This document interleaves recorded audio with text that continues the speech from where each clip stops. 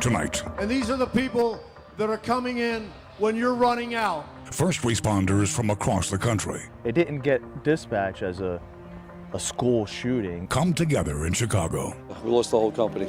A shared sacrifice among firefighters and police officers. I want to invite Omaha. We want them to know we care. The death of an Omaha police officer igniting a movement. Several days have passed and the pain is still great, but her legacy grows larger across all 50 states. For the next half hour, from WOWT 6 News. That poem reached over 10 million people. Brian Mastry reports. Linked through tragedy. From 9/11 and Sandy Hook to Kerry Orozco. Good evening. I'm Brian Mastry, coming to you from Chicago, Illinois. We are on the rooftop of the Navy Pier overlooking Lake Michigan. We are in safe hands tonight as dozens of first responders from around the country have gathered here to reflect on major events that have happened in their communities, from the 9/11 terrorist attacks to an elementary school shooting. And they're talking about the different ways they dealt with it. We got some people from the police department from Omaha, Nebraska that are joining us tonight. And we invited them this year because of an incident, a horrible incident, with one of their officers named Kerry Orozco. By now, many of us in Omaha know the tragic story of Officer Kerry Orozco, who was shot and killed in the line of duty a few months ago by a fleeing suspect. She was 1 hour away from going on maternity leave and taking a break hunting fugitives. Her newborn daughter, Olivia, was finally healthy enough to go home from the neonatal intensive care unit, a place she'd spent 3 months after being born premature. But we got first responders from Sandy Hook. But for most of the first responders assembled for the fundraiser in Chicago and the celebrities brought in to raise the profile, they're just beginning to learn about what made Officer Orozco tick. It was a very moving to me. And the way that the people responded here, like I said, nobody here knows us, nobody knows Kerry. Officer Bob Laney first spotted the fugitive the afternoon of May 20th, just west of 30th and Martin Avenue. Marcus Wheeler was back in town and wanted for his involvement in a previous shooting. During the getaway in between houses, one of his bullets hit Officer Laney's car door. Kerry wasn't a person that liked a lot of publicity about herself. That's why we found out so many good things about her after her death. Sergeant Jeff Kopitz returned fire, killing the suspect as he unleashed a second flurry of shots at police. An ambulance whisked Officer Kerry Orozco to the hospital. She had been hit in the chest just above her bulletproof vest. Only later did we learn that Officer Chad Schroeder sat with her inside the squad as medics tried to save her life. It was the worst thing that happened to me, but it was one of the best things that ever happened to me. I mean, I feel blessed that I was there. On this August Saturday night in Chicago, in front of hundreds of police officers and firefighters from places like New York, New York, and Newtown, Connecticut, the moment starts to sink in for Officer Chad Schroeder.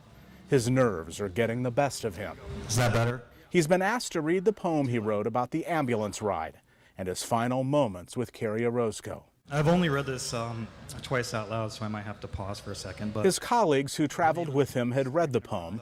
However, they'd never heard the words directly from the author. The name of the poem is 3 Minute Ride, and it was, I wrote it about my ambulance ride with Kerry that day. I stepped into the ambulance in total disbelief. It would be a 3-minute ride full of heartache and grief. I'd taken this ride before, but never with one of our own. This ride was different, and it sent a chill to the bone. I knelt down and brushed the hair from Kerry's face. I watched the medics go to work at an incredible pace. The look on our faces was nothing I can explain. As tears started pouring, our hearts filled with pain.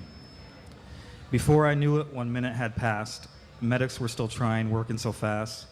I began to question myself and question the cause, but then remembered Kerry loved our job and would never show pause. 2 minutes in, I felt overwhelming sorrow as I realized we had no more time to borrow. It was time to talk to Kerry and give her some peace. She needed to know so her spirit could release. I got as close as I could and I whispered in her ear, "We love you, Kerry.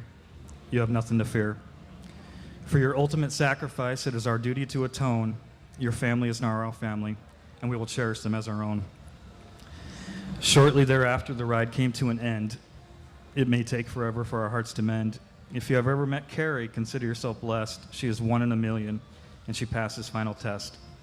Now it is our job to leave no doubt, absolute zero, to pass on to Olivia that her mom is our hero. Several days have passed and the pain is still great, but her legacy grows larger across all 50 states. So many life lessons. For my police sisters and brothers, Carrie taught us to think less of self and do more for others. We need not look far, and I would suggest Carrie is a role model, the best of the best. She will always be with us, looking down with her smile. Angels like Carrie make this job worthwhile.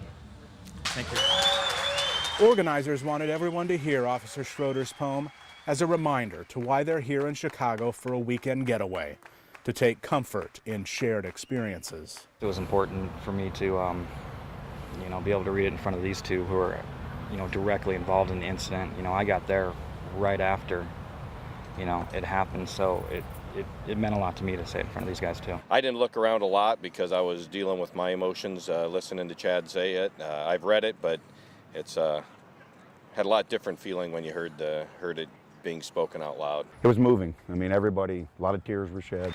I noticed during the evening a number of people came up to him and congratulated him for what he did and thanked him for writing the poem.